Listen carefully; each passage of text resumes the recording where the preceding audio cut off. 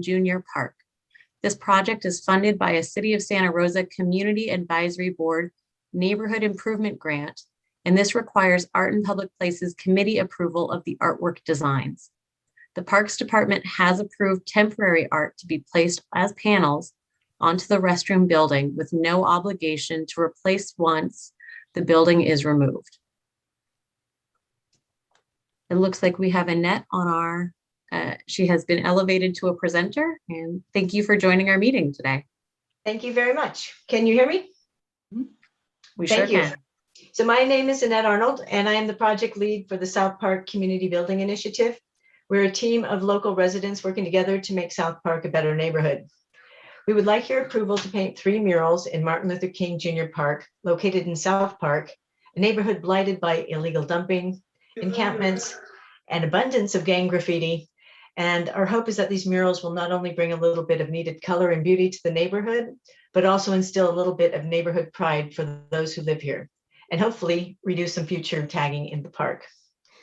This has been a community effort. We posted a call for resident artists to create a mural design for our community. Design ideas were presented and voted upon on the South Park website page. 3 designs were selected as the top choices, and all 3 will include an element of community participation. Once the basic mural has been painted, we will invite all South Park residents to come to the park, paint their hand, and add their unique handprint to a mural of their choice. Our first design will be painted on 2 of the external bathroom walls.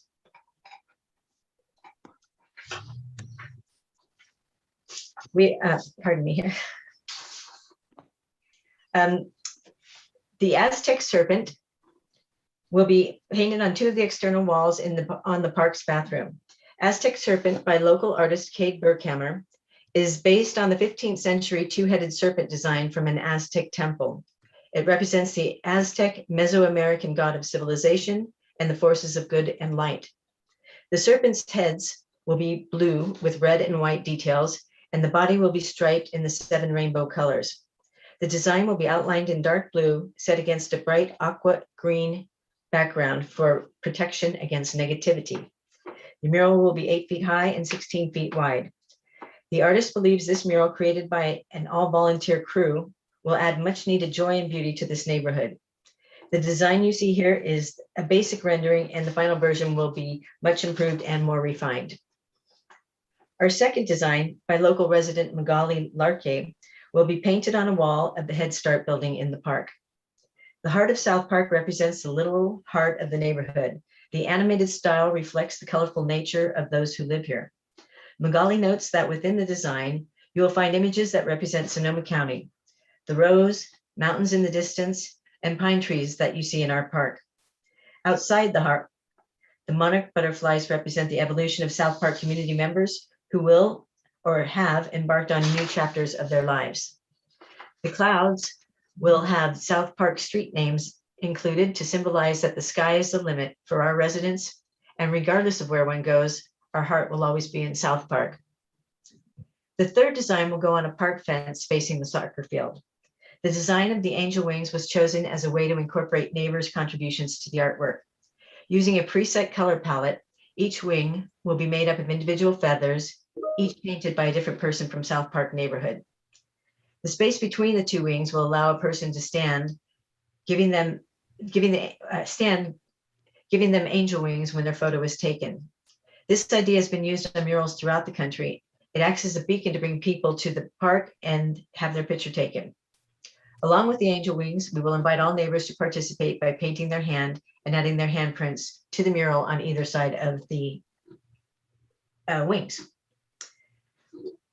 Thank you. We applied for and received a community improvement grant that will cover most of our expenses. We have some local businesses donating materials that will fill in the gaps. We have assembled a team of volunteers who are ready to start on these murals the moment we have your approval. We plan to complete the basic murals in time for a community event and barbecue in the park on July 17th. On that day, we will invite all residents to come to the celebration of the new artwork and to add their own unique handprint to a mural of their choice. When completed, we hope to have as many handprints as we have residents in the neighborhood. The goal with all these murals is to brighten a community lacking in resources and public art. We hope these murals will bring neighbors together, provide a sense of pride about living here in South Park, and create a lasting memory to connect them with this neighborhood. I hope you will give us your permission to proceed. Thank you.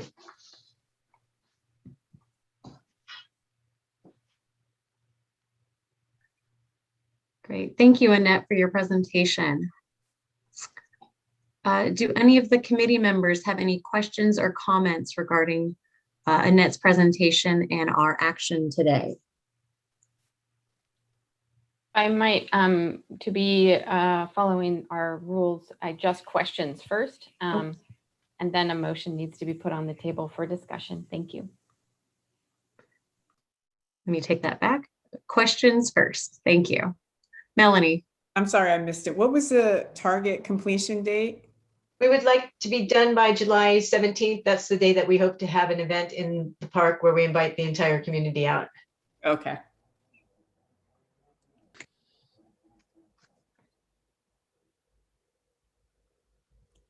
Another question, sorry. Go ahead, Melanie. So one was going to be directly on the building and not on the panels. Is that what you decided? We don't know yet on we're doing panels on the bathroom. We've already bought the panels for that. What we don't know is the Head Start building, because it has several meters on one side of the building. So either we want permission to either paint over the meters, leaving the windows exposed that need to be, or we will just start a little bit to the right of the meters and put those on panels. Okay. Member Puentes, did you have a comment or a question? I do. Yes, I do. I have a question. I realized as the bathroom is going to be torn down. When I was reading your proposal, that's what I saw, and you weren't sure when it was being done. We heard from the Parks Department that in the future they do plan to demolish that bathroom and put in some other feature for a bathroom. That's why we put it on murals there, so we can take it down and move it when the time comes. Oh, okay. Perfect. Perfect. Because I do really like that. And then my one other question was so when you're doing the wings and you said you're going to get participants, how are you going to select the participants? And I know after the 15th, we're supposed to fully open. How are you going to, how is that? How are you getting the community together? My apologies. Right. For the basic mural, where we're going to start and do the outline of the wings and the outline of the feathers, we have a team of volunteers who's ready to do that. We will have post on the South Park website and next door and put flyers through the neighborhood, inviting people to come by in small groups. We can't have more than 6 people there at a time. And we will follow all the COVID guidelines. And they can add whatever they want to add in their feather using the palette that we've come up with. And are you requiring them to be a South Park residents? We're asking them to be, yes. We wouldn't deny anybody who wants to come, but we were hoping it will be South Park residents. Okay. Thank you. Mm-hmm. Annette, had you provided the website information to Tara, would she be able to pass that around? Or if you hadn't provided that, could you send that to this group? Absolutely. Thank you. All right. Do any other committee members have questions to clarify the scope and the 3 murals that are proposed here?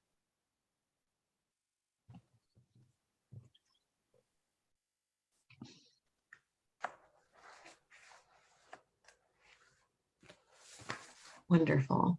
And I understand that there is a short timeline with one of the artists that you were working with for their availability.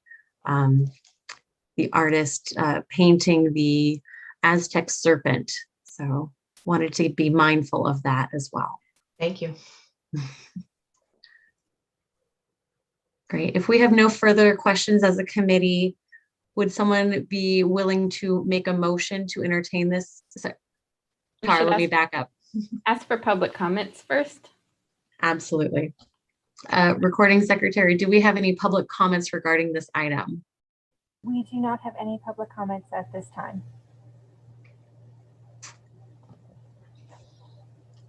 Okay. Then now I would like to move forward and ask if we have any members who would like to make a motion for us to discuss and then vote upon.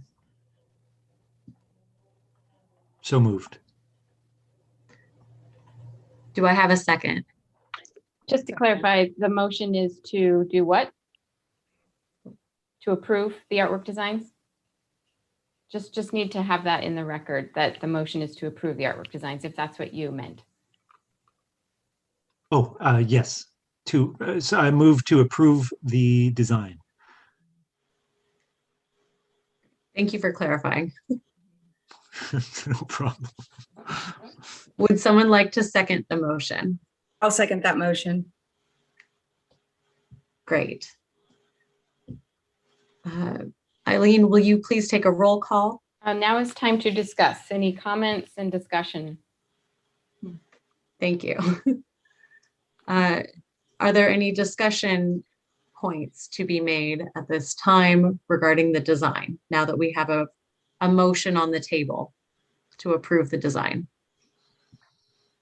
I think it's a wonderful project. That's not a discussion point, but just a comment.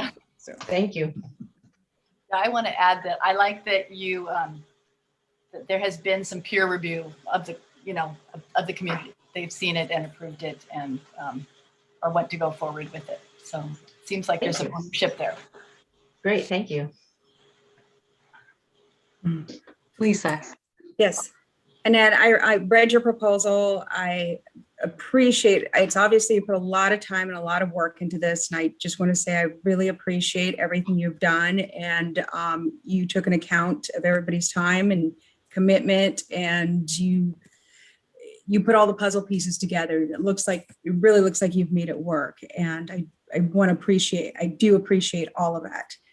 I really like the artwork. I really like how you're getting the community together to do it. My only comment addition to that would be the wings. They are cliche, but even though they're interactive, people love them. They'll be on Instagram, they'll be everywhere, and it will definitely put a positive spotlight to South Park. So I can't say anything else towards that, but everything else is great. It's all great. And thank you. Thank you very much.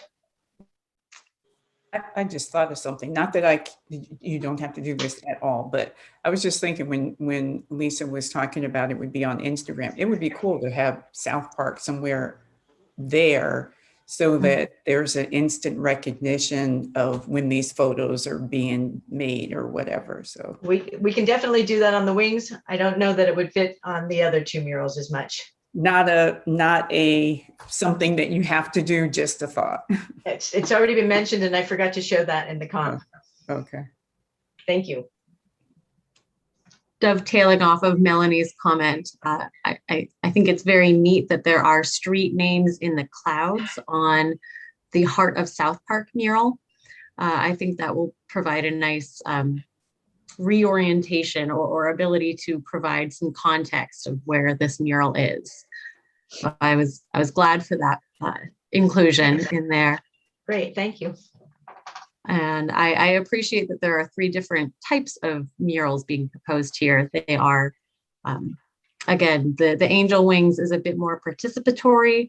The other pieces do give a great celebration of heritage and outward looking of where the community sits in this little neighborhood of Santa Rosa. So I'm very happy to see 3 different pieces as part of this design for how to make the park a little bit more exciting.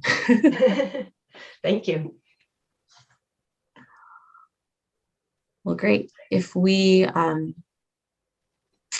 I think we can move to our voting now if we have covered our discussion point. So Eileen, if you can go through our roll and take votes that way, that would be the easiest way. Great. Thank you. Chair Kiefer, Aye. Vice Chair Jones-Carter, Hey. Member Baumgartner, Aye. Member Fuentes, Aye. Member Edzerian. Aye. Thank you. The motion passes. Yay! Thank you all very, very much. Appreciate it. You're so welcome. We'll invite you to our celebration. Ah, Please do. Okay. Thank you very much. Appreciate it. You're thank welcome. you. Great. Thank you, Annette.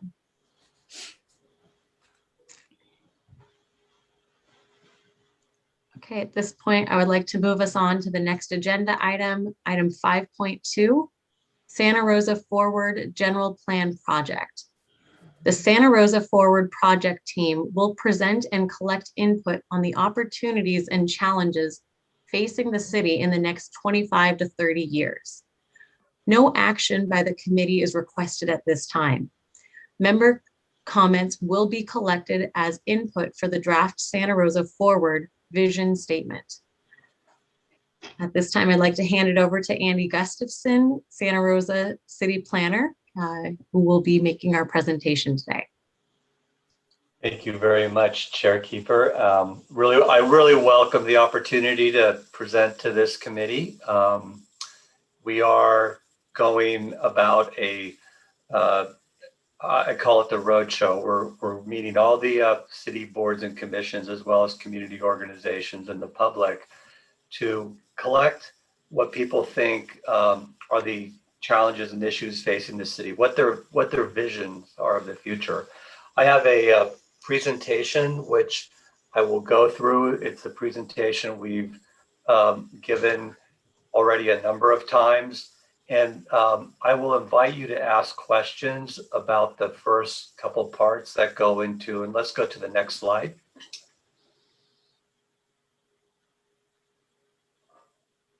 I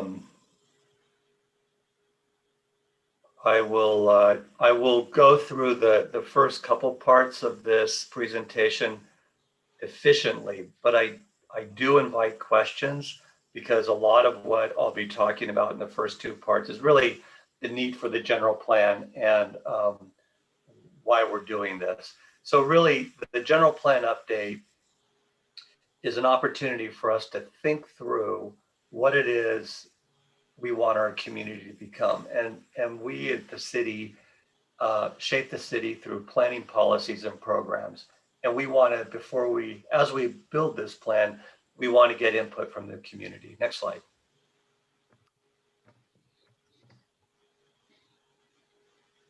It is a 3-year program. We are at the start. This is the vision phase. We think it's important to know where we are going before we get into technical details and start working through specific issues. It's important we know the destination, we have that in mind.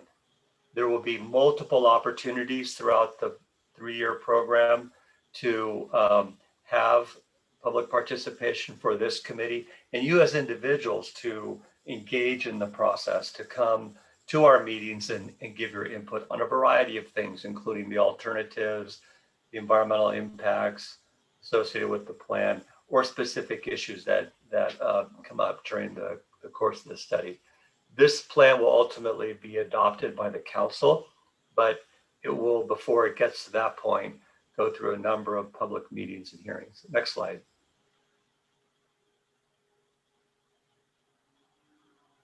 To help us go through this process, we've formed a couple of key committees. One is the Community Advisory Committee, and it is formed of members of the city, residents, business owners, people who have an interest, but people who really represent the diverse character of the neighborhoods in the city and the interests in the city.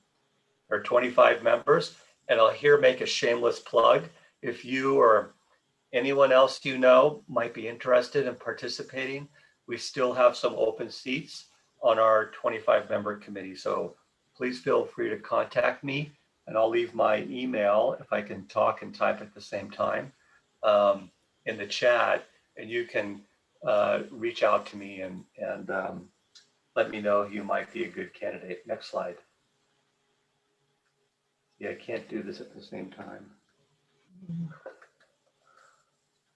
Okay. We have a project website with a ton of information. You should go there. if you have interest, we have a background study. I'll show you examples of each, but it's an important place to be to keep track of where we are, and it's called santarosaforward.com. Super easy to remember, bookmark it, go there frequently.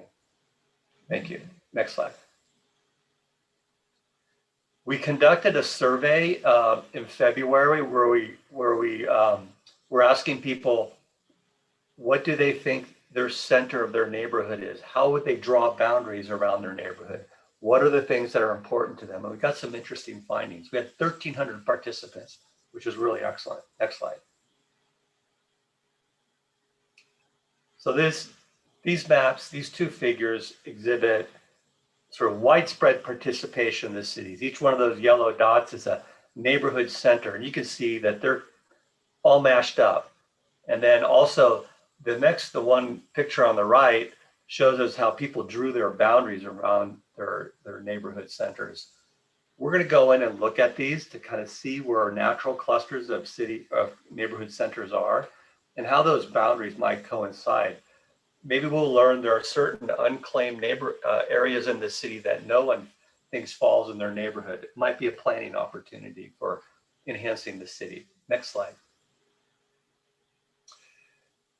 People told us that a lot of the times they kind of thought of their neighborhood as being their geographic center.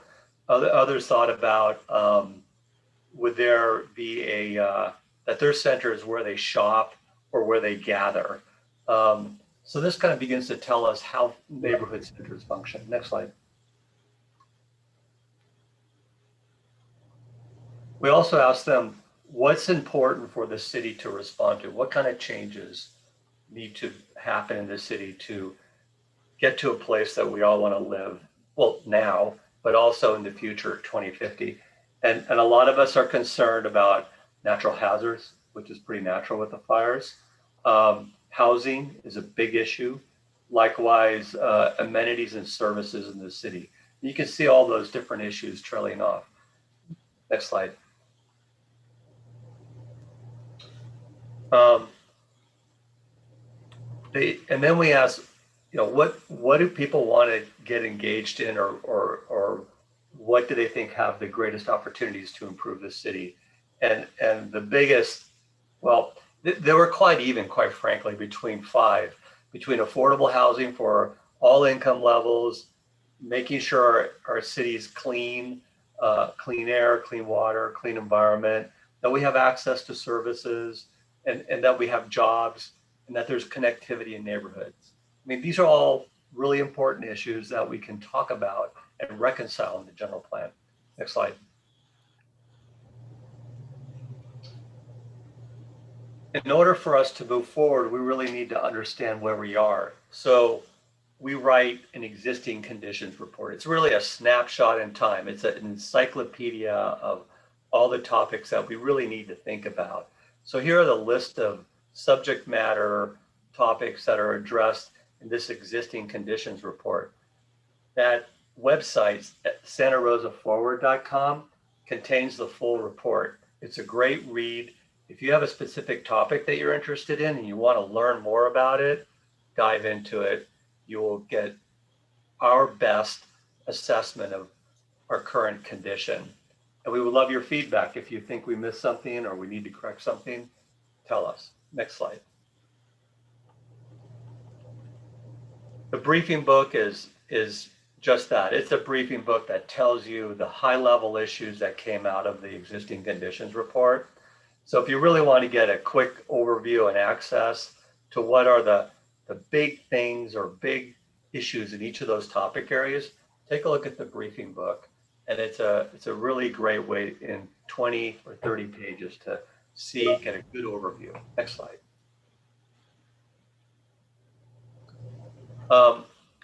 So these next series of slides, I'm not going to go in particularly into the details, but these are exhibits or pictures that exemplify the kind of information that are discussed in each. This first one is about land use and community character. And the high level summary here is that the city is pretty much built out, right? We have a lot of well-established neighborhoods. We have a lot of single family residential neighborhoods. The majority of the city is in residential neighborhoods. Next slide.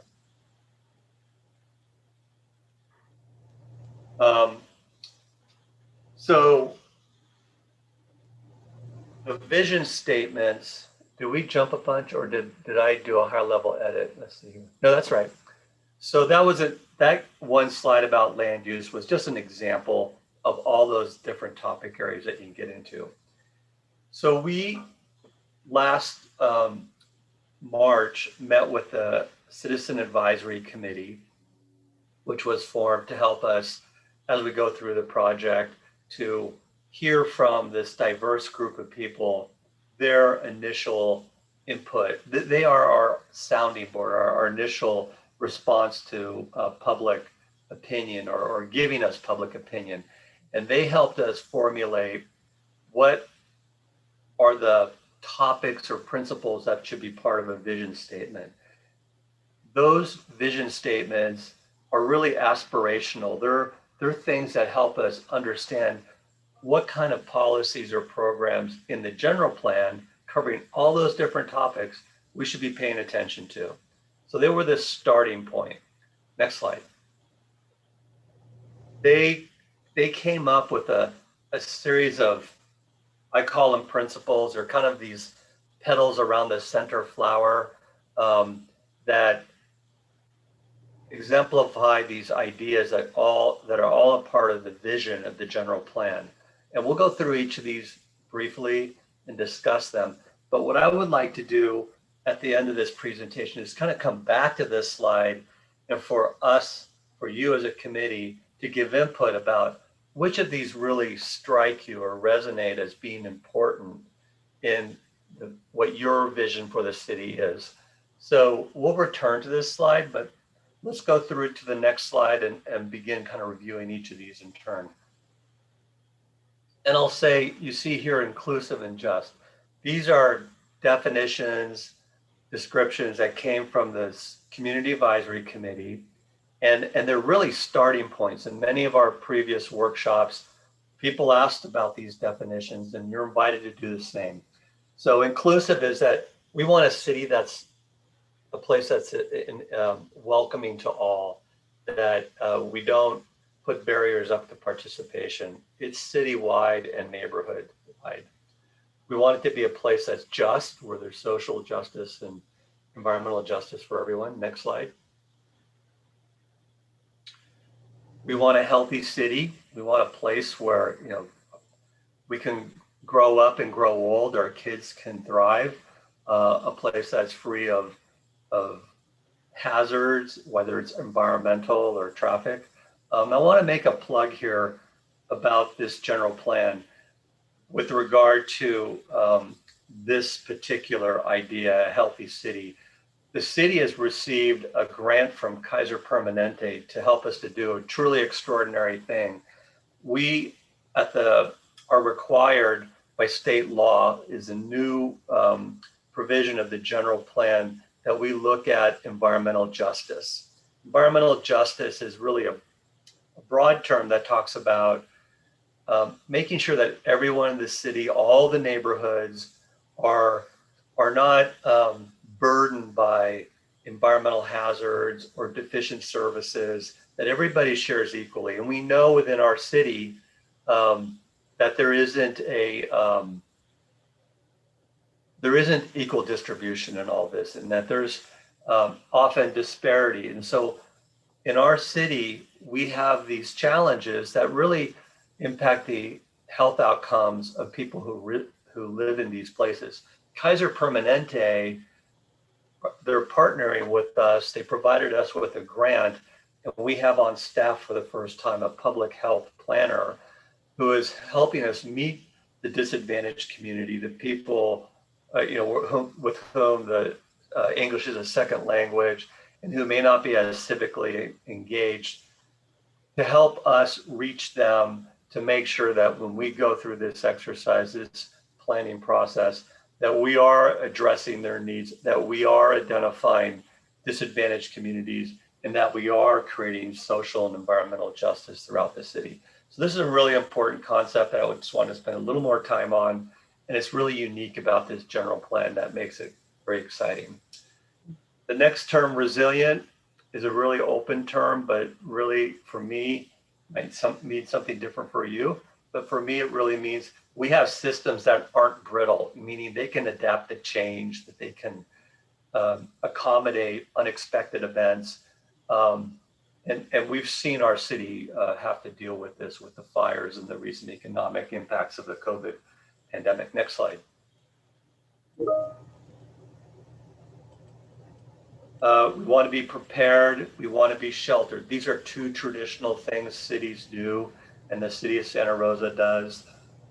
We have emergency service people. We want to make sure that they're prepared to help us when we are in need, but that they do so in a way that's sensitive and socially, or culturally adapted. And we want to make sure that people are sheltered, that everyone has safe housing, that there's a wide variety of housing available for the different needs within the community. Next. And an overarching principle is that we're equitable, that everyone has access to services, access to food, that we provide infrastructure that is equally available throughout the city, so that everyone can have a healthy and fulfilling life. Next. And we want a successful city, bottom line. We want a place where people can work, where businesses can thrive. Without that, our economy would suffer, and really the city, the social fabric, and just sort of the daily business of cities would just fall apart. So that's a really important principle not to lose sight of. And that as a city to function, the parts have to be connected. And by that, I mean, not only streets, but we need transit, we need good pedestrian and bicycle connectivity so that we have choices in how we move about the city. And we have choices that might help to enhance our environment, including help reduce emissions and reduce climate change. Next slide. Safety, this is again one of those core principles of any city general plan, is we want to make sure people are safe, not just through policing, but just the environment, how we build our environment, that environment is a place where we feel safe, and it's a place that we thrive. And part of life is being educated, learning, and it's not just for kids and through college, but places where throughout our life cycle, we have opportunity to learn as we are professionally employed or afterwards when we're retired. It really helps us grow as a community. Next slide. And what has always been sort of a powerful theme of all of our workshops is that we're a very diverse city and it's very cultural. So we have a lot of opportunity to enhance, support, and enjoy those differences. And it should be part of the fabric of the city. We should not diminish that. We shouldn't enhance it. And that's sustainable. That's another word that's kind of near that resilient word. Sustainable. We want to do things that we can carry on efficiently. And this probably more on the natural resources side. We want to make sure that our creeks and vegetation are part of the city. They're designed into the fabric of the city, and in many ways make our city healthier, not just for the environment, but for us in the environment. Next slide. So those are the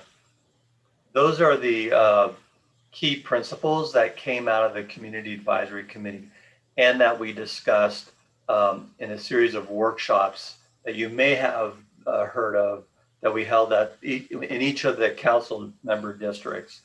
What we're doing now is reaching out to groups such as Art in Public Places to have a more of a focused conversation. And if we can go back to slide number 15, I think it is, Tara. I would like to ask you, and we're such a small group, we can have kind of a free and open discussion.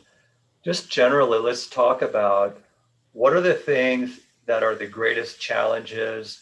What are the things that are the greatest opportunities for the city?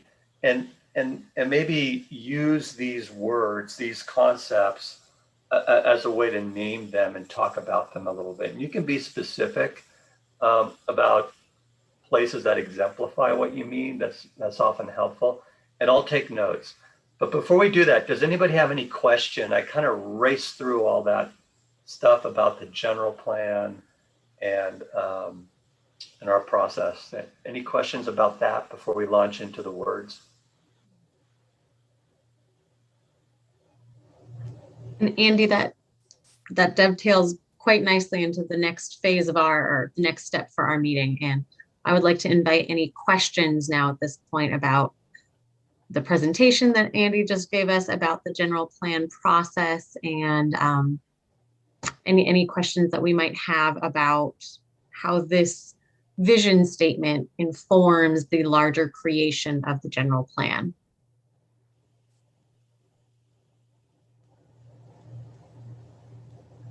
And I'm sorry, I don't know. Nathan, please. Oh, Yeah, I have a question. great, please. Oh, thanks for that presentation. That was really helpful for me. But I wonder if you could sort of speak briefly to the kind of concrete steps that you might take towards making tangible improvements to environmental justice concerns, just out of curiosity. So first, we're assessing the disparities that exist within our community. And there are a number of metrics that we're looking at: household income, levels of educational attainment. We're also looking at the built environment within the city. Certain neighborhoods lack a complete sidewalk system, or certain neighborhoods are underserved by food sources. Those are the types of things we'll be looking at to assess the disparity and strive to equalize neighborhoods to achieve equitable or environmental justice. So with that assessment, we'll be able to go into, and that's being conducted now. With that assessment, we'll then be able to look at land use, transportation, housing,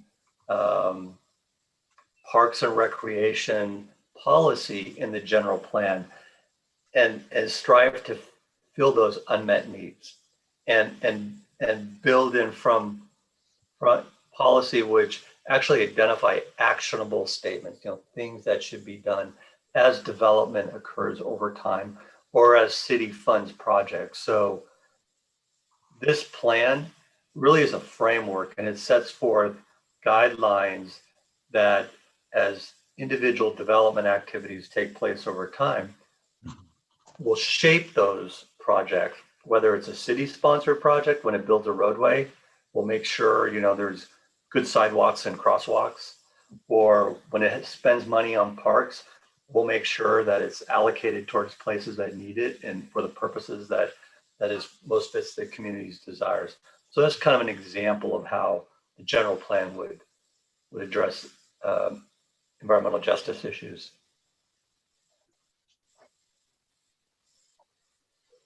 Yes. I also find this really intriguing. I'm curious about how it ties into accountability with people who are in these neighborhoods.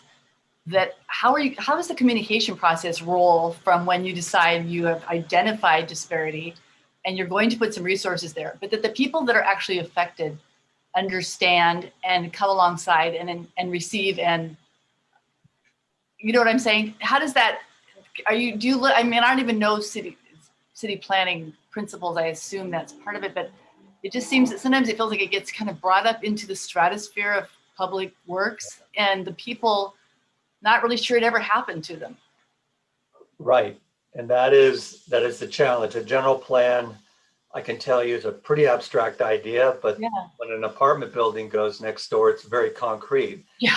You are very related, right? And Yes. so our challenge and what we're striving to set the groundwork now when we're meeting with communities, neighborhoods, groups like this, is to make the connection that Yeah.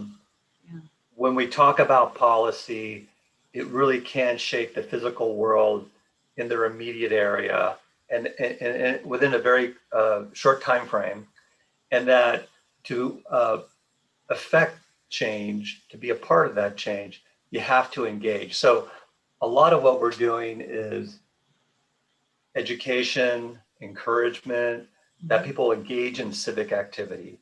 And part of that is to build trust, right? To be able to say, we're bringing this out, we want your participation, we're listening, and our challenge will be in these conversations we're having now about vision is that we can demonstrate that what people have told us really mattered and it did help shape the vision that got finally adopted. It's only in that manner can we get the trust for people to engage civic activity and know that it's meaningful, that it's consequential. So, I can't tell you how many times in my career I've been in that meeting where people have been totally surprised by that apartment building next door when, it's been on the plan Yeah. forever. And that's not an appropriate answer to give in a public meeting, No. but it really makes us feel like we've fallen short on our Yeah. responsibility of planning, which is in large part, I think, to inform and show people how to engage and shape decision making. That's good. Yeah. If I could follow up on that too. So my name's Amy Lyle and I work with Andy on the general plan update. And I couldn't help but jump in because I love this part of the general plan process. And Andy did a great job explaining some of the environmental justice pieces and how the general plan will function in that way.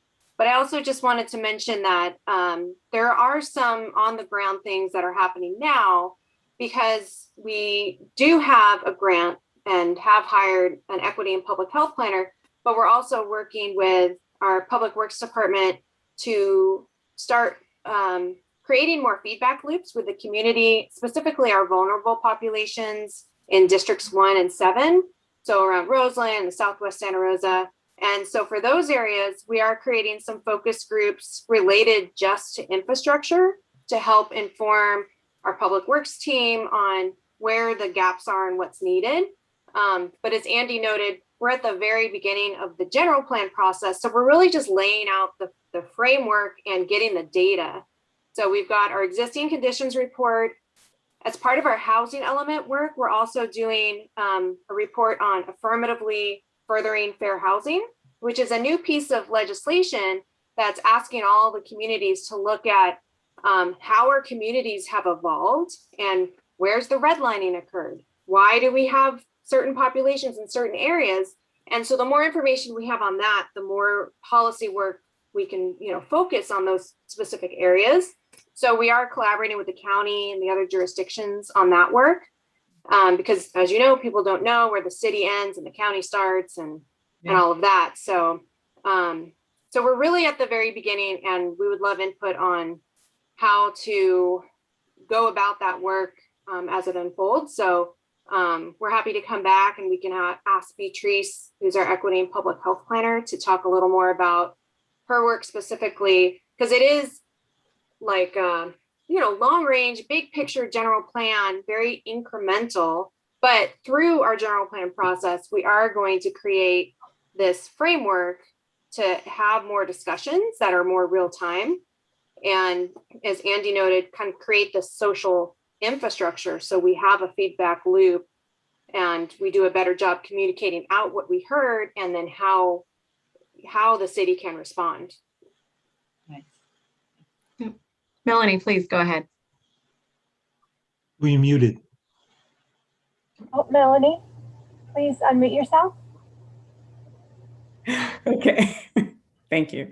So I just have a question because with most city plans, I mean, you have some idea of where the issues are already. I mean, you know, if you go over to Roseland, you don't have to be too surprised about what's happening there. And so is there anything different than in this new city plan than your last one that you expect to find?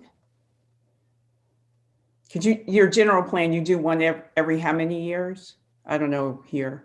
And 10-ish. So This years. So in 10 years, when you did your last general plan, has anything changed in like the Roseland area? And I'm new here. I've only been here for 7 years. So you know, I can imagine that 10 years ago it looked about the same.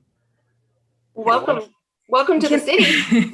Yeah, and can I add on to Melanie's what her question and everything else is, because my questions and stuff kind of are related to what she had to say too. If that's okay. Sure, please go ahead.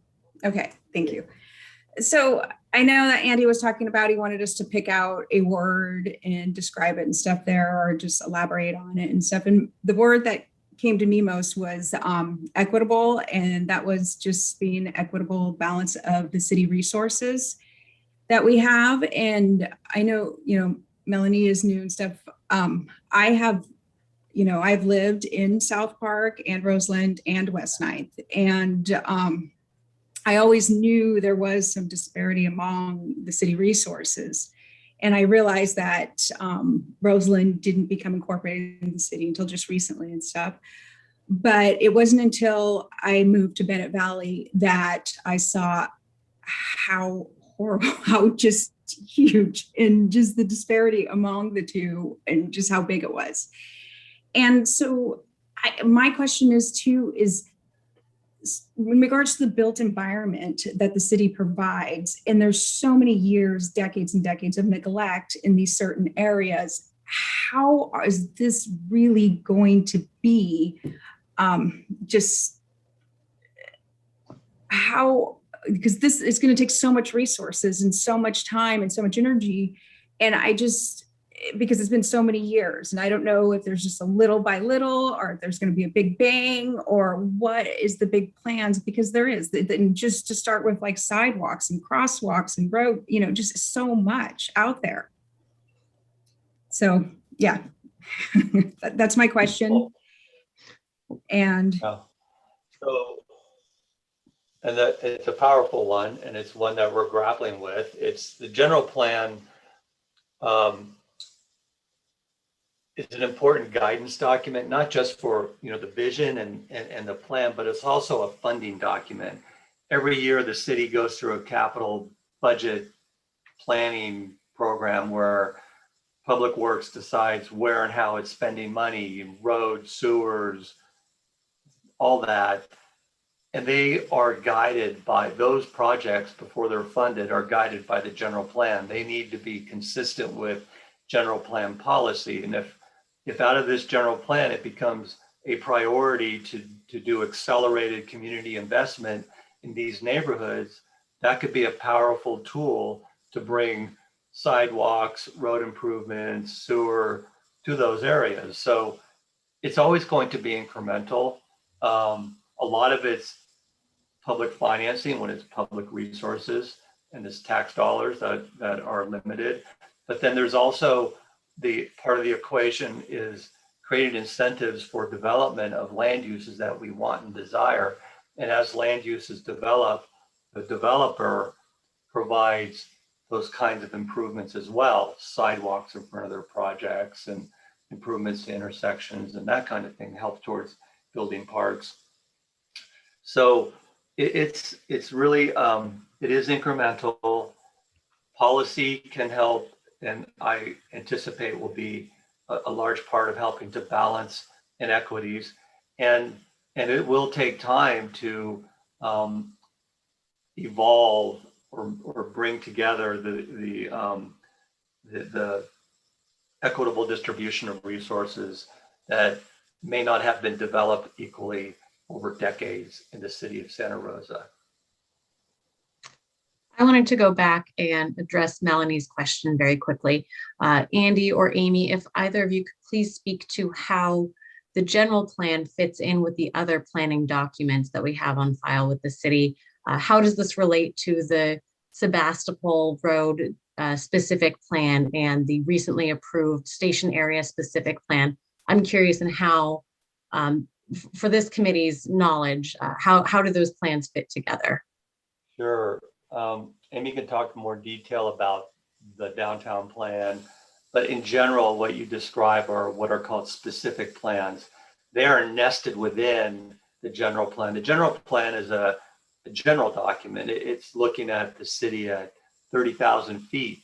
It's looking citywide, and it's providing guidelines that apply to the entire city. Specific plans carve out smaller areas and go into greater detail.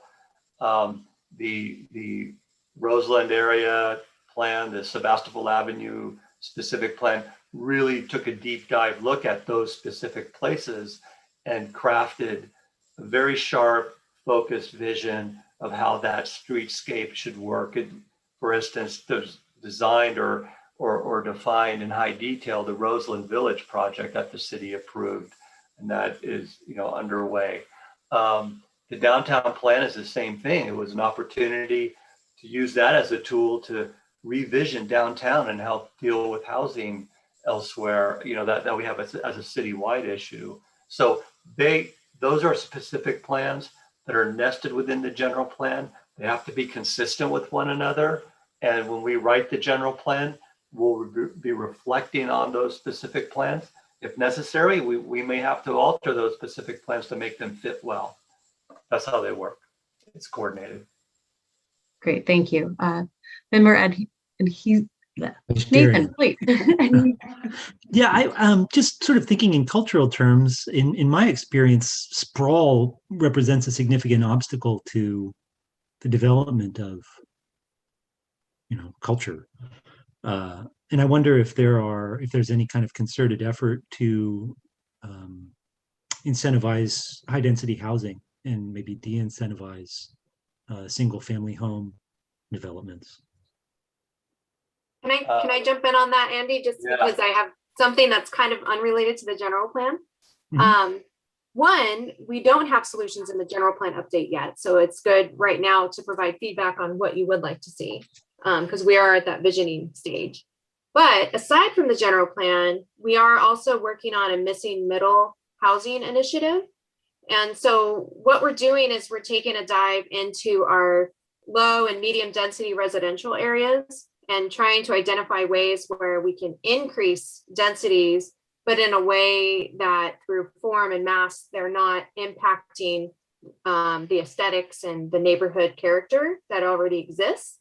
So we're working with a firm out of Berkeley who's done this with a lot of other jurisdictions and has had great success. But that is something that will be a lot of effort through our housing element, but we are on the side working on this other effort to really look at that, the single family issue. And there's actually some bills in the legislature right now kind of looking at single family zoning and what to do as well. So we're kind of waiting to see where that's going to land. But I think a lot of jurisdictions are grappling. But I will say what we have heard from the community in most of our planning efforts is that there is a lot of support for city-centered growth and higher density where it's appropriate and mostly downtown, although we're waiting to see what we hear to see if there's other areas of the city where higher density could be considered. So that will be part of our work with the housing element, but we'd appreciate your comments on that as far as what vision you have in 2050.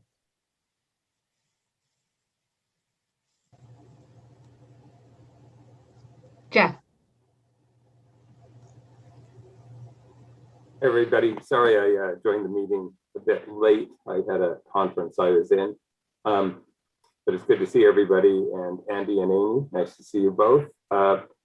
Following up on Nathan's question and thinking about a meeting we had, which was really more looking at the downtown stationery specific plan and the museum. I find myself wondering about the prioritization within the plan. Certainly for this committee, looking at public art and culture in general is a really important consideration. But what I recall in a previous meeting and in reading through some of the documents that are available, and Andy, I thought your presentation today was great. But I find myself really wondering about where culture and the arts fits in terms of prioritization and also as a strategy to help with economic development and looking at I guess I wasn't really actually thinking about it until today about the specific plans for these different areas of the city and how you can't do all things all at once. So I'm just wondering how the plan really lays out priorities and timeline and how we can understand that from the perspective of art in public places.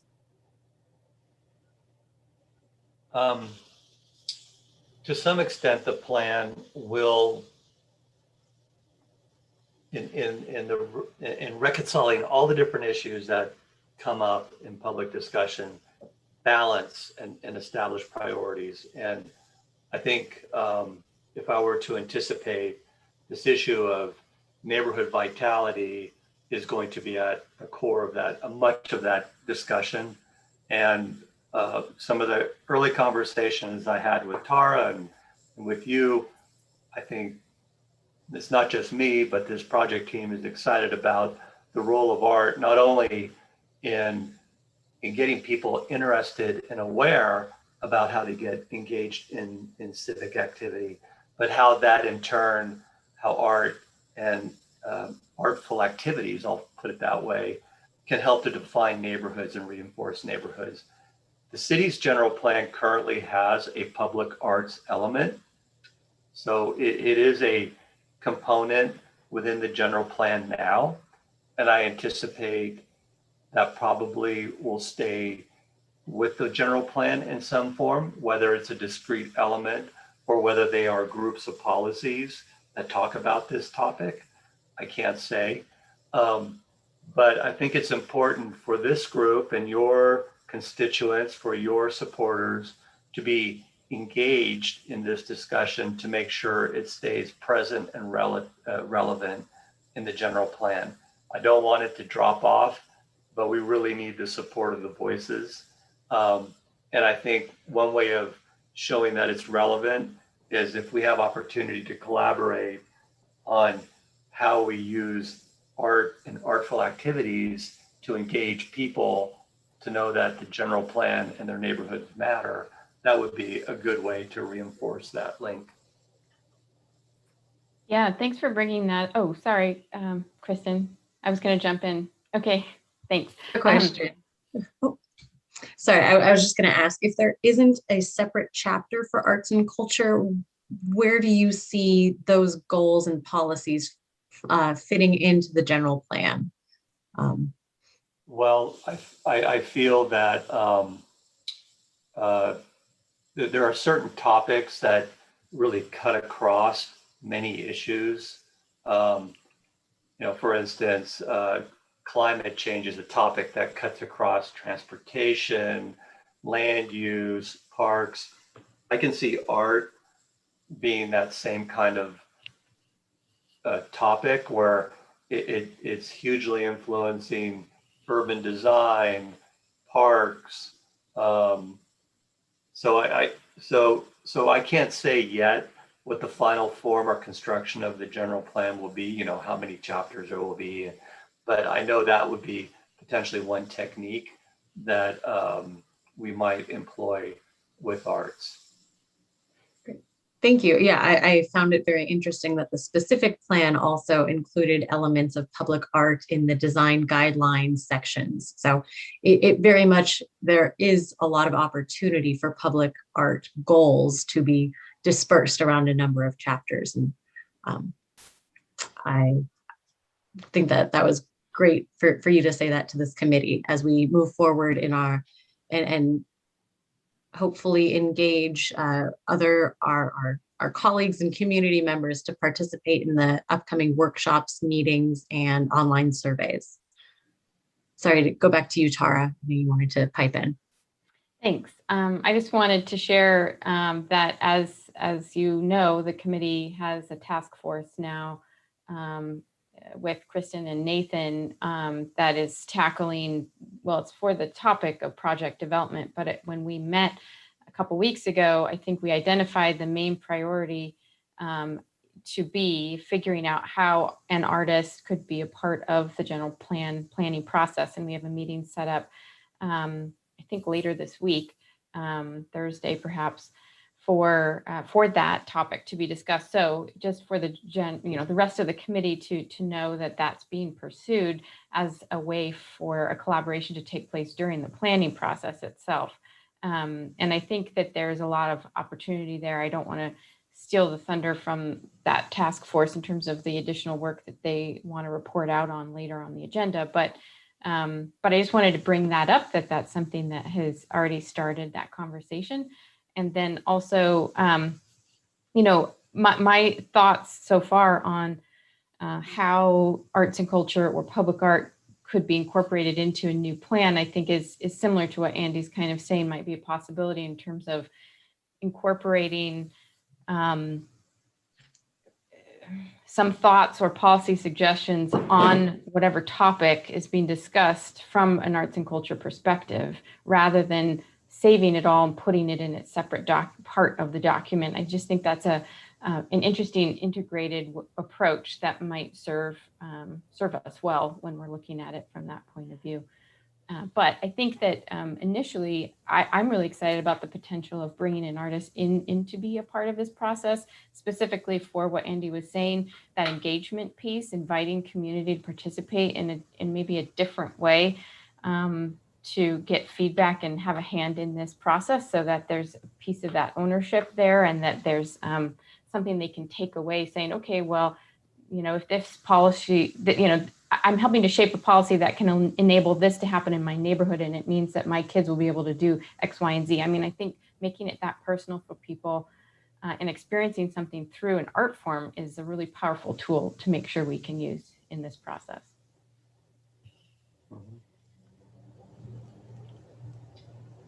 Great questions. Any other, I'll say, foundational questions like we've been discussing, or you want to jump into just briefly even discussion about these different keywords? And before we do that, I'll even say, please know we have a survey for that.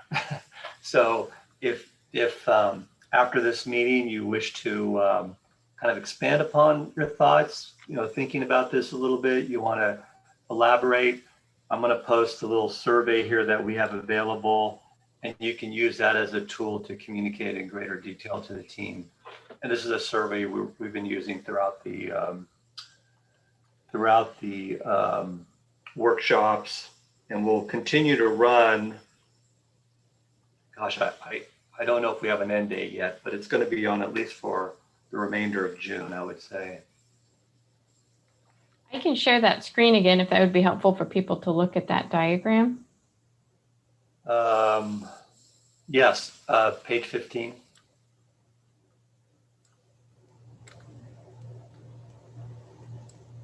So again, these are words or titles that came out of the meetings. There could be new words that come out of this meeting or subsequent meetings. So if it's helpful, I would love if we can go around the room and somebody could share, as I said at the beginning, what are the biggest challenges and what are the biggest opportunities the cities face and then pick a word or two here, and I'll take notes. And this is an exercise you can do, as I've said, on the survey as well later.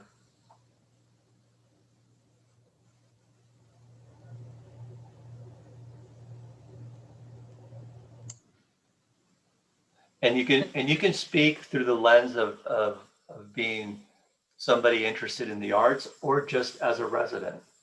It doesn't have to stay within the bounds of this committee.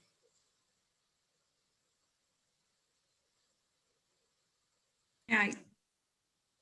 Okay. Go ahead.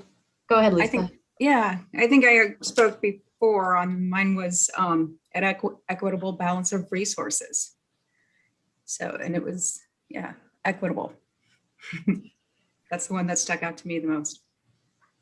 Is there a particular example or place that you think that represents the imbalance? Absolutely. That's, I can just say Roseland. And I know they're doing stuff to Sebastopol Road, but it would be wonderful to see city resources, including art and everything, where, what was it? Alpha, Beta, TG&Y, I'm dating myself right now, used to be. And I guess there's a dollar store there too that's no longer there. And, Yeah, you know, you just have boarded up buildings. You don't have the bowling alley or anything else that was once there. And that whole area, it just looks so neglected. Yeah, and that's the area where we have the Roseland Village project coming in Yes. with housing and a plaza and the Mercado. And I think I heard funding for a library, which is pretty Yes. exciting. Yes. I've heard a lot of that. You know, I probably should look to see what the plans and when's it going to be. And it's just, you know, I constantly hear stuff, but it still looks the same. What do you think are the greatest opportunities? Something that's low hanging fruit, easy to do? Well, for me, it's the built environment, and the built environment really shapes your perspective and your ideas on the area and what's possible and what's not. And lots of people cannot see past, you know, what is there already. And so I don't think you're giving a community an opportunity by keeping the environment, the built environment, and what the city is responsible for when it's, you know, when it's that neglected. Yeah. Okay. Thank you. Mhm. We can circle back after. Yeah, sure.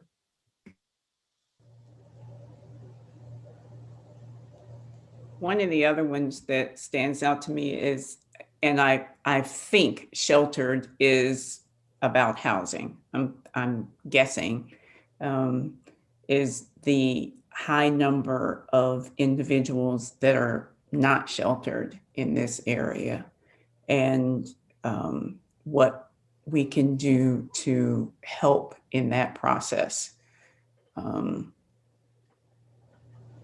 Yeah, shelter is both housing, building housing stock as we think about it, but also shelter goes further.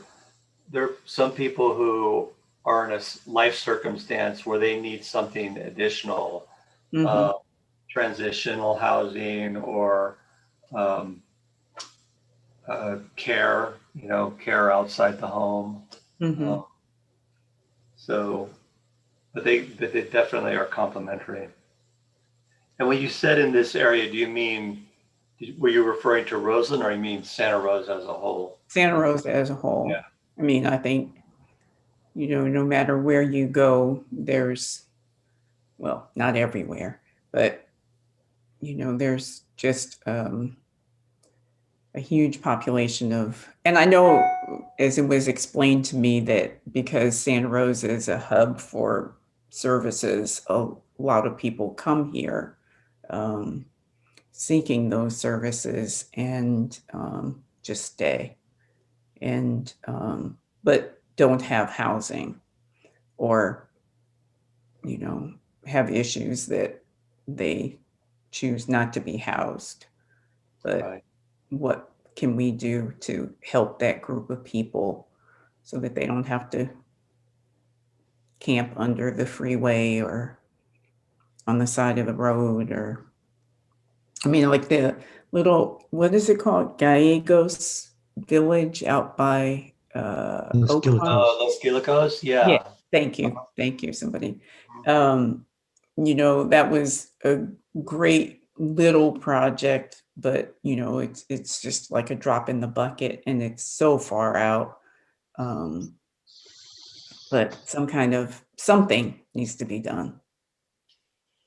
So those are the big challenges. What opportunities does the city possess that it should amplify or exploit? I'll use that word.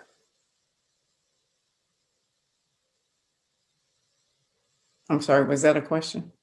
I'm sorry. Yeah, what do you see as an attribute or an opportunity the city has to do something that's unique to the city? How many lots does our city own that are not developed? Right. Ooh. How much land do we have? Yeah, good vacant land, city-owned, public-owned vacant land. Yeah. I was kind of involved in some negotiations around those things when the camp was on the bike path. And there was a process where the city looked into available lots. And the only one that they determined to be acceptable, which I think mostly revolves around issues with egress and paving, was next to a kindergarten. And that was how they arrived at the Los Gilicos site. They were going to they were going to set up a camp on Mendocino Avenue in front of the county services. And that the adjacency to that, kindergarten shut that down. But I don't know. They seem to have these strange rubrics for what can and cannot be used for camps. That creates a lot of issues. And the fact that nobody wants it in their neighborhood, I also imagine. Yeah. Well, I think the thing that comes to mind along the question you're asking, Andy, is, I think what the assets that the city has, in addition to perhaps our vacant lots or underutilized city-owned properties, are what incentives can we provide builders to build, more shelter facilities or tiny homes or other types of living arrangements for currently unsheltered people, and make that a priority for development.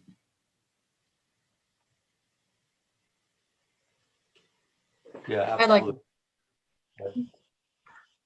I wanted to pipe in and looking at the slide that we have in front of us with the different draft vision statements, something that comes to my mind as both someone who is interested in the arts and or someone who is a pedestrian and lives and works in the downtown area. I am very concerned about our connectivity around town and perceptions of safety as a pedestrian. And I think there are a lot of opportunities to greatly enhance some intersections to be more pedestrian friendly and friendly towards just feelings of safety. And that would actualize a few goals in terms of safety and connectedness and successful, because you have a feeling that you are successfully navigating. And I live very close to the intersection at Stony Point and Third, and I'm very glad that the city is stepping or has been moving along with community engagement to make that intersection safer. But I think there is a lot of opportunity to do that kind of triage and assessment on more intersections and not just in the station area specific plan boundary. But that is an area that I see as an opportunity for artwork to think about. A previous project that we approved as this board was the traffic triangle in front of the Brew Coffee on B Street. The painting of the rainbow flag there really made it so vehicles slowed down, and that greatly improved my experience in that intersection. And so I want to encourage that kind of thought with other spaces in our community as well. So. I'm really glad you mentioned that, because as I'm hearing all of this, I keep thinking creative problem solving. There's so many things that need solutions. And one of the things I think we have as an attribute in our city are creative thinkers, artists, planners, designers. I really loved what happened at Los Guilicos when Kristen Fruit was brought in as an artist to help create identification for these different residences, because they all looked alike. And so I think that we have the capacity for successful problem solving if we really tap the creative talent that we have within our city.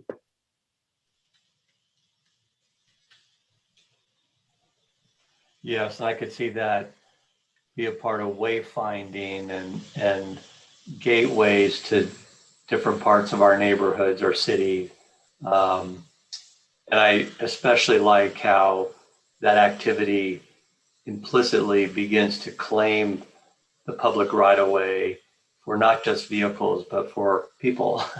And that's a very powerful opportunity. That's my personal expression. And I hope happens here in the city. Thank you, Nate. Thank you. Any other comments? Yeah, I think like most American cities, I don't know, I've always experienced this as a city that's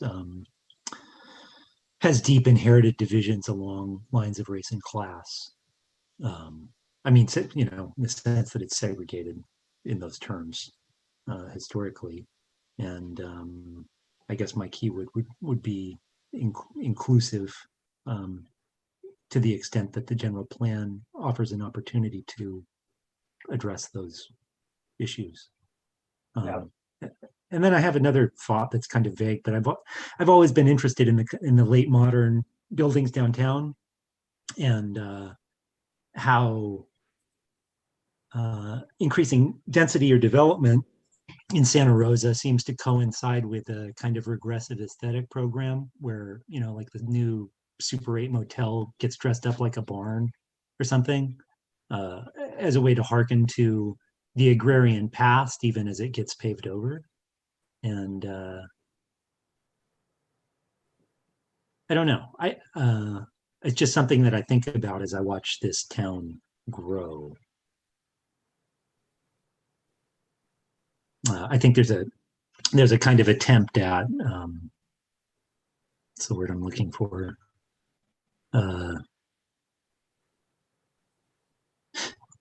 To compensate for something that's perceived to be lost by making some kind of morphological gesture towards that missing thing in the new buildings that are stood up.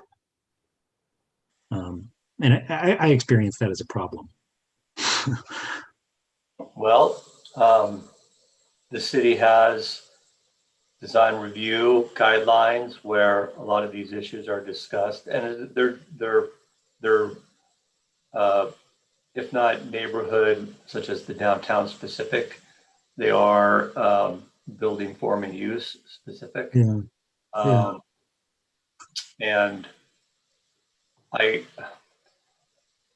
it's always a challenge to use terminology to describe design, but I think I understand that you're saying a lot of the new design that's coming forward doesn't have integrity in the sense of it's not about the place it's actually in, but rather trying to evoke some element that's alien or not a part of that place, but let's say outside the city, not being honest.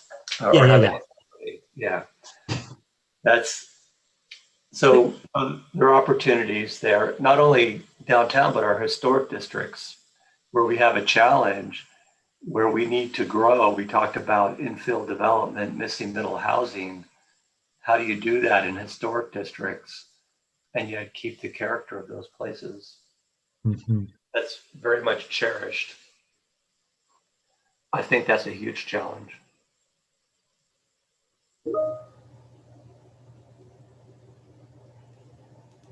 I think all of you have spoken. If anyone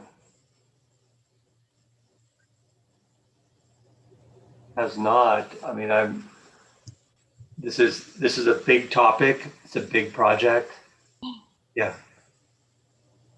I would just, I agree. A lot of these things that have been brought up, I would have brought up. So I was thinking about the connection and I'm a new resident. I've been here just really, I was only here 7 months before COVID started. So I've not experienced Santa Rosa at its height of freedom, but it just seems to me there's just a lot of really vibrant neighborhoods and a lot of interesting things going on. And I'm always about that sort of creating, whether it's, I've lived in a lot of cities. So that nationwide program like National Night Out, just things where there's movements to get people together. Once we can start doing that kind of thing, community gathering as for purely relational aspects, not necessarily to solve a problem or deal with something everyone's upset about. So I just want to bring that part up. I sense this is inherent in all the things you're bringing up. I'm not saying it's a new thought, but it's something that I was thinking about. One concept that I really picked up on, this idea of bump. We go to places in our community where we bump into people, and it's in that process we reinforce that community. We become social. We become invested in it. We become a part of it. And what can we do to create those? Well, maybe you schedule an event, such as you suggest, and you fabricate those opportunities in time, or you begin to develop in a way where you compel or almost force people to bump into one another. I think getting together doesn't have to have a purpose. It can just happen. And that's probably the most powerful way for people to develop relationships in a community. I think we do sometimes have to harness the power of leaders and more outgoing people, whereas others would not take that initiative, but might respond. And I'm just talking about in, neighborhoods, in community areas, to identify people that actually could lead out on stuff like that. Kind of utilize their gifts. So.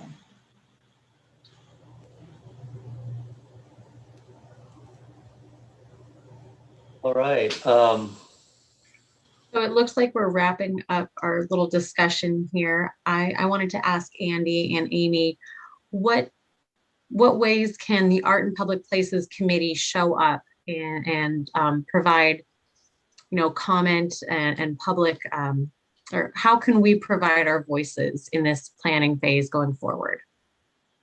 Thank you for that question. Tell your friends that this is going on. Share the link I just sent to you. I'll give you another one for the city website. Encourage people to call me. They can reach me at the number I provided, or my email, or email srforward@srcity.org. We will answer questions and get engaged. So that's one level. I hope that we can continue the conversation about how we might collaborate on the community engagement aspect of our work that we're diving into right now and will continue throughout this program. So I think there are plenty of opportunities for us to create artful activities, I'll call it that, as well, because to hook people in a way that surprises them, that would be awesome. Great. And before you sign off, Andy, I just wanted to ask Eileen, do we have any public comments for this item? We do not. Great. Well, thank you, Andy, for leading a very thoughtful discussion with this group today. And I look forward to our group participating further and providing some food for thought for how we can make our community a little bit more vibrant and actualizing some of these goals and issues that we discussed today. Thank you Thanks, so much Andy. for the opportunity. Thank you. Bye-bye. Thank you. Thank you. All right. Thanks everyone for engaging in conversation. I wanted to next move us along to item 5.3, project updates. I will hand it over to Tara as she will present updates on current projects. Thank you. I have a few updates today. The Imagine Art in Courthouse Square project, the community engagement process to collect the text for Blessing Hancock's piece is currently being designed. I think I've mentioned that we have formed a community advisory committee, and we've met with that group and have been working on generating ideas for questions or prompts to ask the community to solicit words and phrases.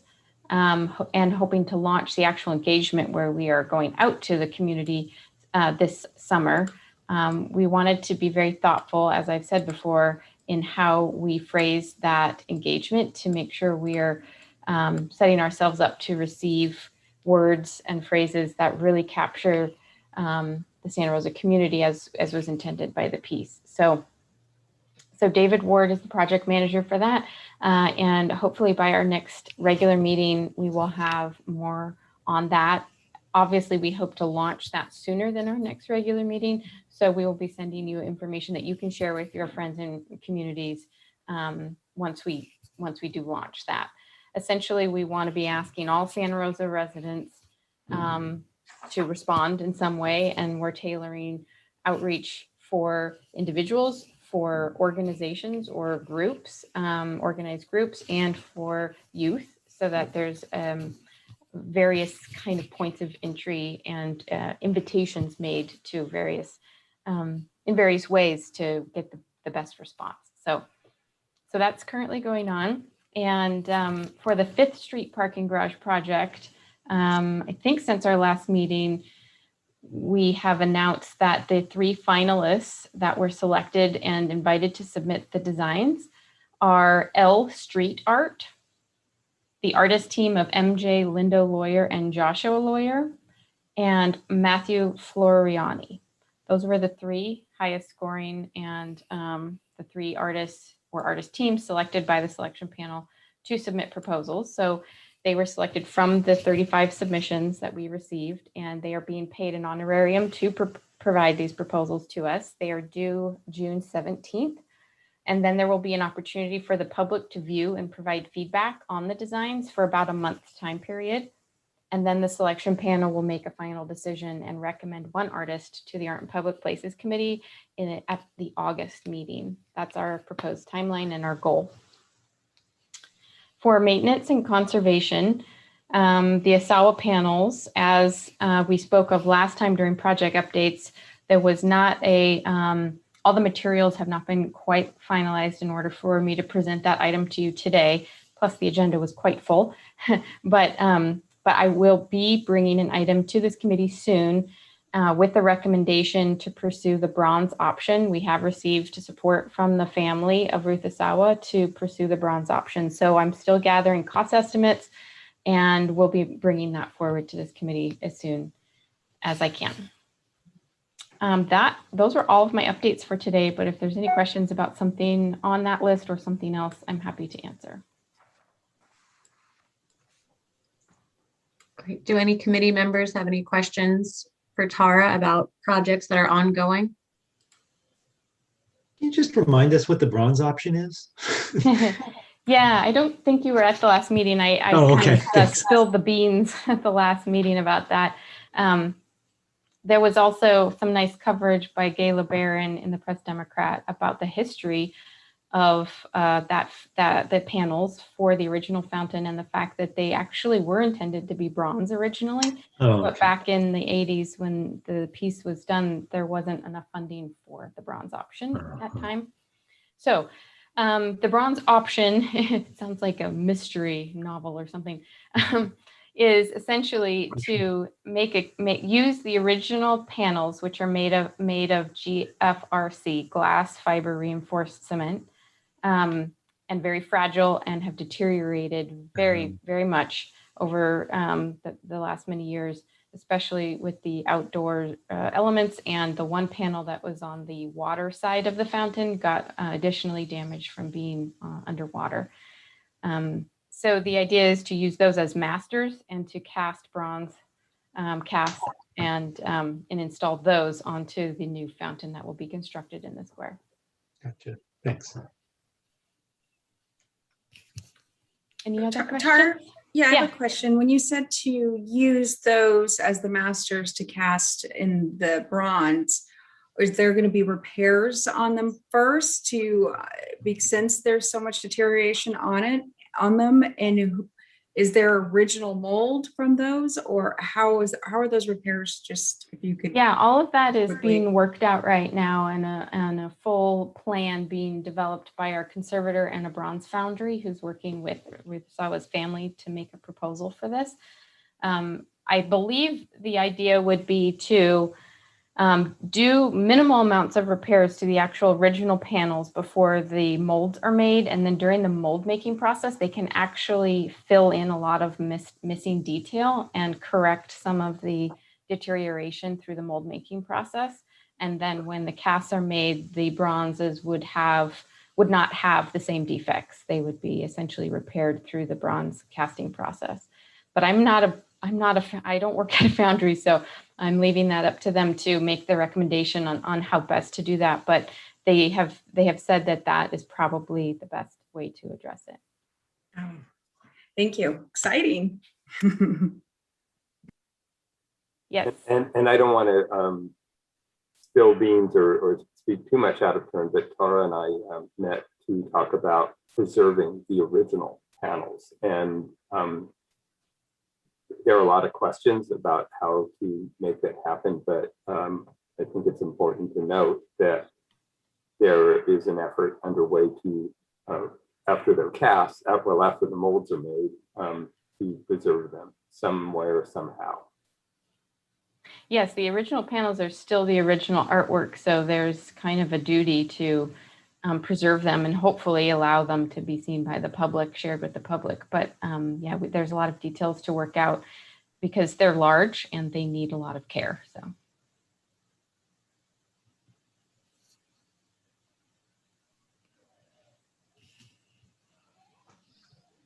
Great, Tara, thank you for the update on projects. Do we have any other quick comments, questions? All right, I'll move us on to number 6, committee member reports. And item 6.1 on our agenda is the ad hoc task force reports and discussions.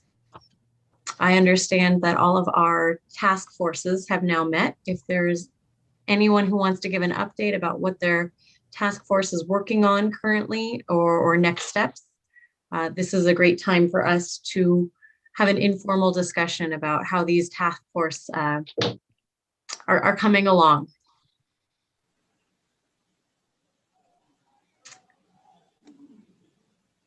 Great, Nathan, please start us off. I just, I spoke with a couple people, Ben Kinmont, who's a conceptual artist based in Sebastopol, but he was part of a number of very influential groups in New York in the late 80s. And his practice focuses on how cultural production can happen outside of conventional institutional structures, and really revolves around questions of like ethics and engaging the public. And he offered to give a talk that would, where he could kind of give us a hit. And he also taught at CCA for a long time. He offered to give a talk on the history of, kind of publicly engaged or public facing art practices for the group. But I'm sure he would be interested in doing that as a public event. So I thought, I don't know, I spoke with you briefly about it, Tara, but I thought that might be an interesting opportunity. And I reached out to Greg Niemeyer, who's a data artist who runs the graduate program at UC Berkeley. And I thought, I've been talking to other people who are involved in graduate programs about setting up or sort of setting up a channel for postgraduate artists to, come in and perhaps engage in some of these residency possibilities, specifically people whose practices revolve around research and the archive and urban planning. And I don't know if you want to say more about what we've been up to. I don't know. Those are just a couple things I did. Great, thank you. Yeah, so to remind everyone, Nathan and I are on the project development task force. We are going to be taking a look at the general plan process. So it was great that Andy and Amy spoke to us today. We are looking at the general plan and then looking at also the Santa Rosa Avenue specific corridor plan for those improvements that are scheduled there, and how we can make sure that what's stated in those plans, gets carried through to goals and priorities that are not just encapsulated in that document, but stay relevant and fresh, not just sitting on a shelf. So we're very excited about, connecting with artists and potentially how we can increase visibility between an artist and the planning process. So thank you, Nathan, for reaching out and kickstarting that conversation.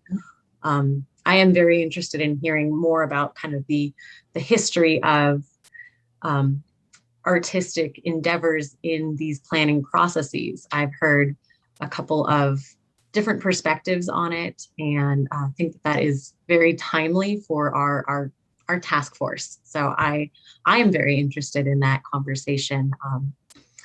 Can I join in? I really like the idea of also having a lecture series or some kind of workshop or lecture series with artists to talk about artist involvement in these different arenas that maybe people aren't as familiar with.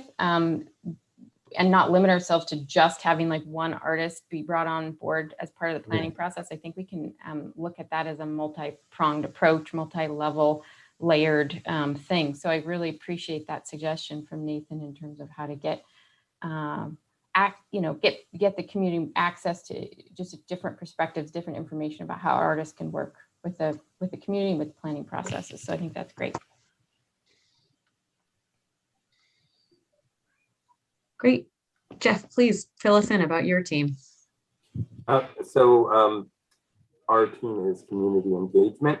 Melanie and I very soon after the last meeting had a phone conversation, and then there is a very direct correlation to the community engagement efforts of our museum. So I invited Melanie to join a committee meeting that we had set up for the museum, which also included Magali Tejas, who is the community engagement director for the city of Santa Rosa. So we have a lot of work to do, a lot more information to cover in subsequent meetings, but we now all know that Art in Public Places, the Office of Community Engagement, and the Museum of Sonoma County all have community engagement missions that we're addressing, and we just have to keep looking for ways that we can engage the community.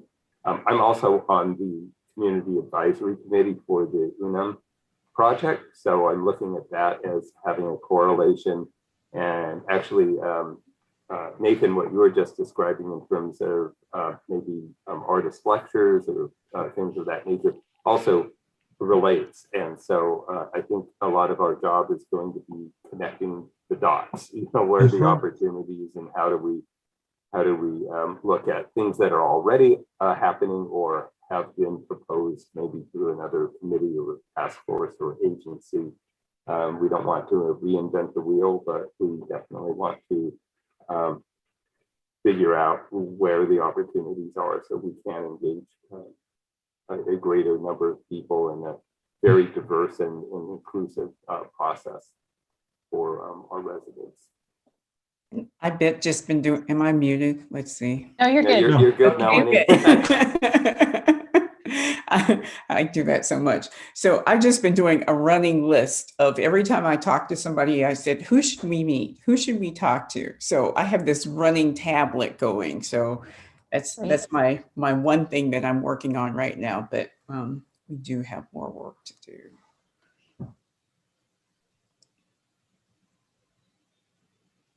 Great, thank you guys. Kate, Ann, and Lisa, Yes, here we are. you're up. We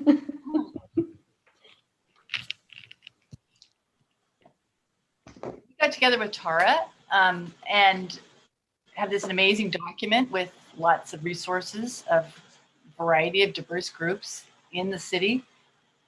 And we're having a meeting this Wednesday, isn't it? Wednesday tonight with Socorro from the city equity and diversity. What is her title? Let's see, she's our diversity, equity, inclusion, and equal opportunity employment officer. Sorry, it's a hefty title. Her focus is on kind of the internal facing diversity, equity, and inclusion kind of, I guess, goals or work plan. But she has indicated there's a lot of crossover with what Magali Tejas does with community engagement in terms of that being the outward facing component. So it's interesting. I think there's a lot of crossover amongst, like you just said, amongst these task forces and connecting the dots. So, but yes, we have a meeting set up with her on Wednesday. Yes. So I'm in the info phase. How about you, Lise? What do you think? Oh, you just muted yourself. Yeah. You were unmuted. Of course, there we go. I try to always mute myself and then unmute, but anyways, yes, we're just still gathering. I want to see what we have presented to us and what kind of collaboration we can do and get ideas and stuff on this meeting Wednesday before I start, want to even throw out and make a plan. I have a whole bunch of notes and what to do and where to go, but and thank you, Tara, for giving me that list. I've added to it, but actually not on the one but I probably should do that so we can do that together. Yeah, and then Ann and I have just been talking because we both have some other things going on, but we're just trying to see, when both of us are available, and then we can meet up and we can start doing this. But I look forward till this Wednesday and to see how that meeting goes, and then definitely just start putting our plans in place. I just thought of something when we were all sort of talking that, is there a way that we could kind of post something or something that's, we can all see it, or I'm saying I'm doing a running list, but my list might have some names on it that, other groups might be interested in, or I don't want to talk to them if you've already talked to them. Although the message might be different, but anyway. No, but I think that's a great idea, Melanie, because when you were talking and how you're reaching, I was just like, I don't want to be reached out to the same people. And that's a good, I'm really glad you said something. I think that's great. I think we can achieve it. It's a great way to keep things really kind of cohesive. I mean, I do think it's fine if different people are contacting different groups with slightly different conversations, but I think we should all know, right? I mean, yes, these groups should know.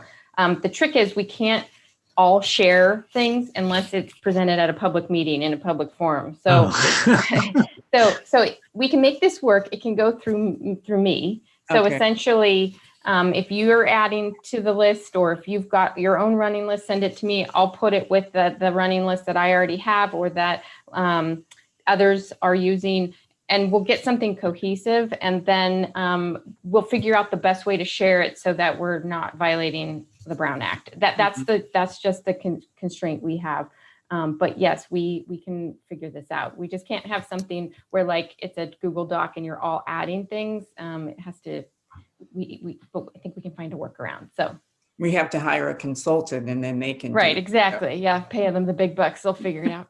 It would be interesting to think about if there is some sort of forum that, is publicly available, if that is something that is okay with the Brown Act, if that doesn't conflict.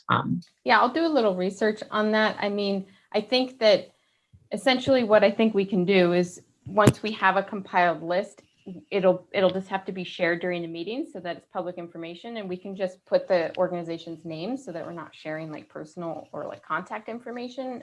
Perhaps, I mean, I don't want to violate anyone's privacy if there are like neighborhood groups on there that maybe don't want their information broadcast. So, but I think that that's the way that we can do it. And if there's other more creative ways, I'll find out from other folks in the city. Something else I wanted to note, I'm kind of just dovetailing off of my comment about the general plan and thinking about certain opportunities for art to provide for, improvements to the safety and navigation around certain intersections or parts of town. If anyone has thoughts on that, please share them with me. I would love to bring that into my conversation with Andy when I connect with him next about the general plan. But just thinking that would be kind of a fun opportunity with whatever information sharing platform we're able to figure out. If we can share, links to a survey or a map where it kind of points out opportunity areas.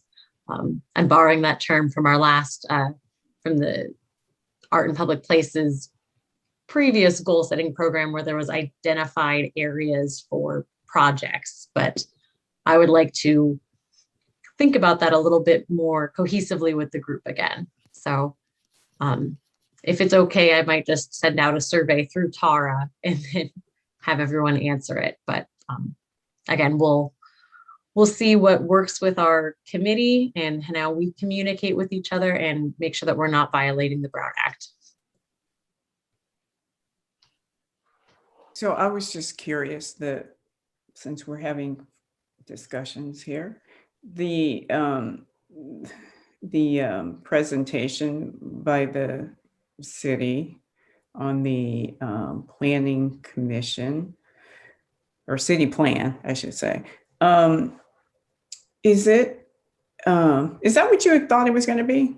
That discussion? I was just curious. I had attended a community workshop previously, and I was interested to see what this presentation, how they tailor it towards boards and committees. I know that Andy and Amy, like they said, they were on the road kind of doing this for all of the city boards and commissions. And I know that they started a very general, like he said, a 3,000 foot kind of look at the plan and wanting to really focus on the visioning statements behind it. And I know that's where you start. So I tried not to bring in too many preconceived notions of what they might present, but I knew it would be pretty general. Okay.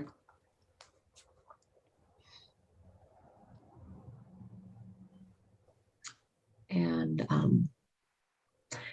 yeah, I think that it's interesting. So if you go back to, the previous general plan or other planning documents, they'll often start with goals and priorities. And at least when I'm doing an analysis of either a project to be consistent with a plan, I always go back to those goals and try to tie it specifically to a goal, and then make sure that I can draw a direct correlation to something that is in either the project description of, providing how many units or what types of community spaces. So I always try to tie it back to one of those goals. And I think that the vision statement is where they make those goals from. Okay.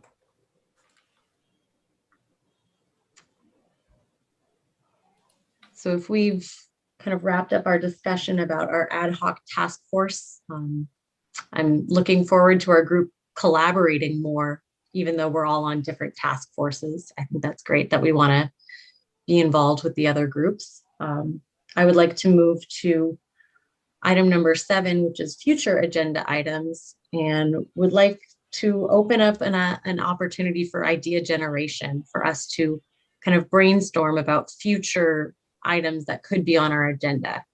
And this is somewhat new. Hi, bud. Sorry, my dog just walked in.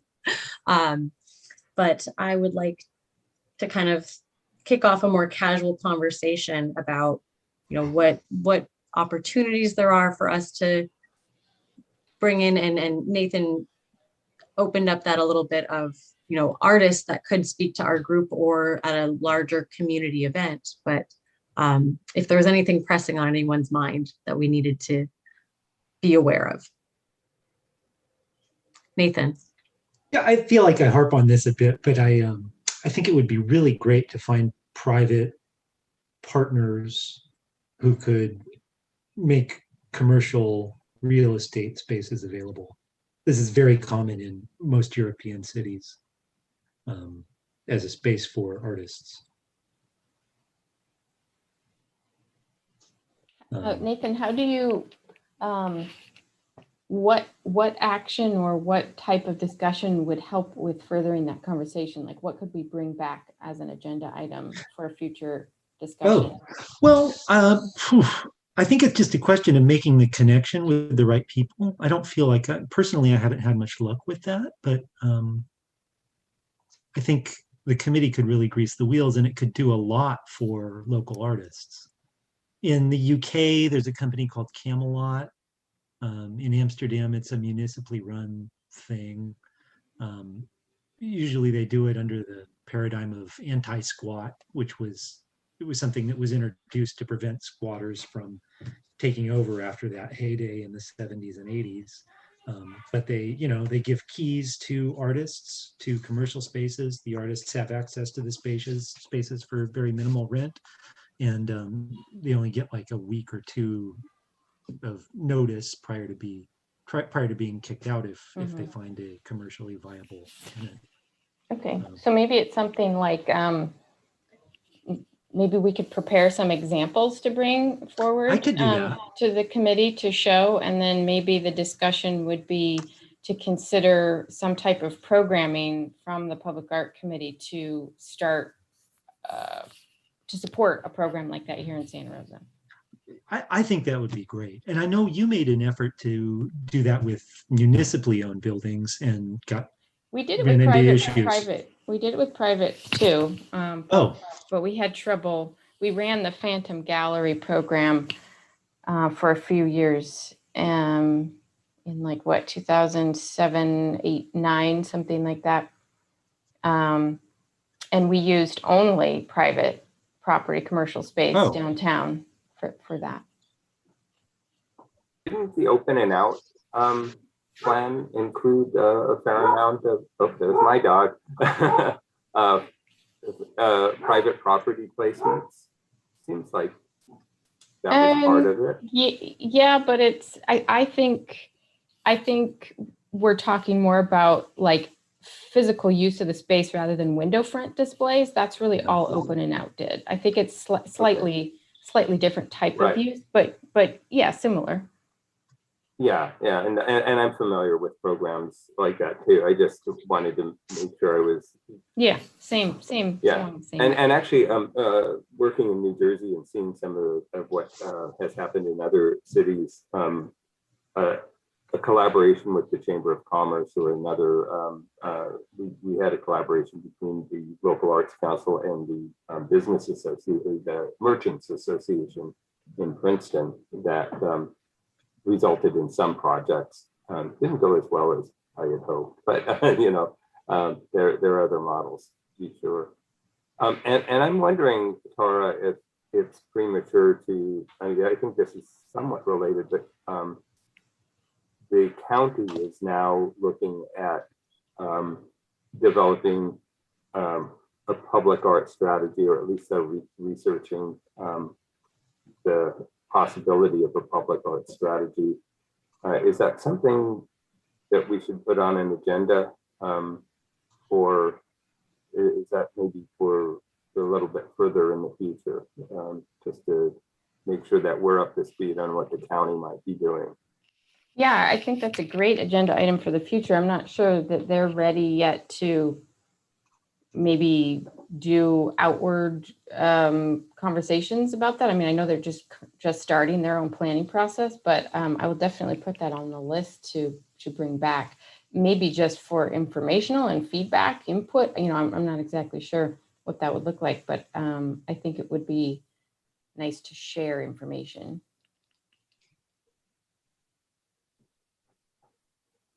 And this agenda item will be a standing item on the agenda from now on. So, I mean, there's no pressure necessarily to come up with all the best, all your greatest ideas today on the spot. So the idea is to really take up what Rosa suggested in terms of idea generation, and that we'll keep a running list of things so that it's kind of like a parking lot of ideas and future things to bring back to the committee. So keep your minds going about it, and you can bring ideas to any meeting and share them under this agenda item.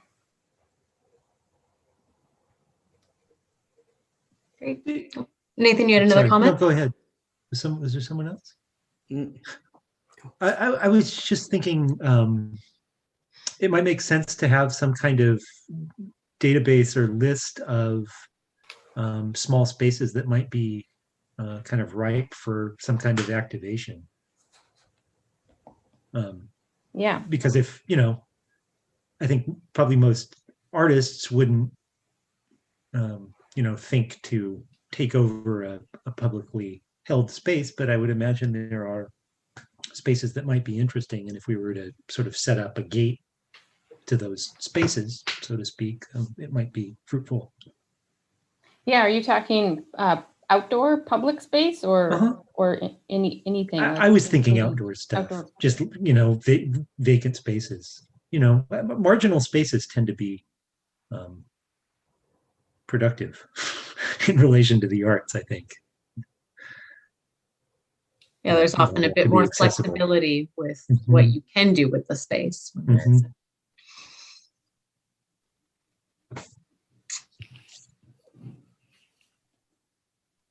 Oh, Anne, you're on mute. Sorry. I'm just going to add, just in thinking about these kind of generating spaces and finding, and when I was in Seattle for 11 years, I did some public work, and commercial real estate people were super helpful to know what was going on underneath the surface that we would never know. You know, the Denny's that had sat there forever and was possibly going to be a historic spot and just had chain link fences. Just all of a sudden there were ways to get in. There's stuff going on below the surface we can't see. So they were really helpful. It's a great suggestion, Anne. I have a couple of connections that I can reach out to in that regard. Yeah, great. Something that I also thought of was, you know, potential taking over and use of spaces that are defunct or to be demolished or somehow adapted. When I was living in Tacoma, Washington, the city had partnered, or the city had created opportunity for one of their parking garages to be used as a public art space. And there was, you know, a time cap on it. You know, you could really only go in there a certain number of hours of a week, but it was a really neat open opportunity for artists to go in and do whatever they wanted to do in a safe space. But, and of course there were some ground rules, you know, like no tagging, no gang related anything, no profanity. But I got really energized by that kind of thinking. So again, going off of that list that that Nathan proposed that we start putting together, I think this is a fruitful way to think about those concepts and maybe push something forward. But So I have one more, and then am I muted? No. You know, I've been talking about the fact that I would really like to see a youth component to our committee and how we could make that happen, and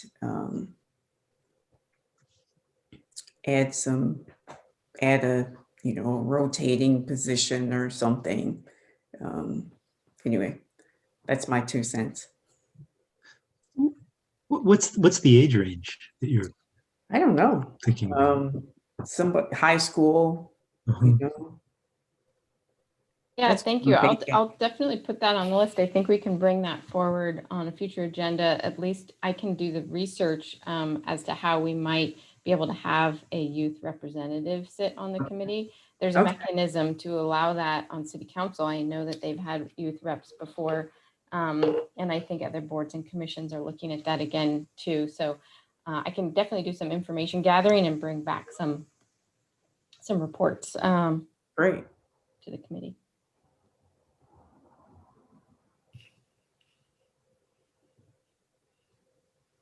Thank you, guys. This has been a fun conversation about how to kind of open our aperture a little bit. And again, think about future agenda items. If anyone has anything else to propose or to bring up, that would be great. If not, I am going to move towards adjournment. Does anyone have any final remarks?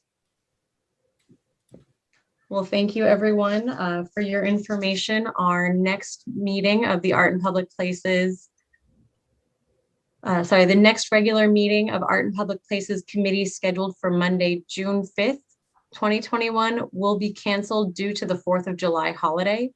We will stay tuned for any opportunity for special meetings before then, but if not, we will all rejoin each other in August. Great. Thanks.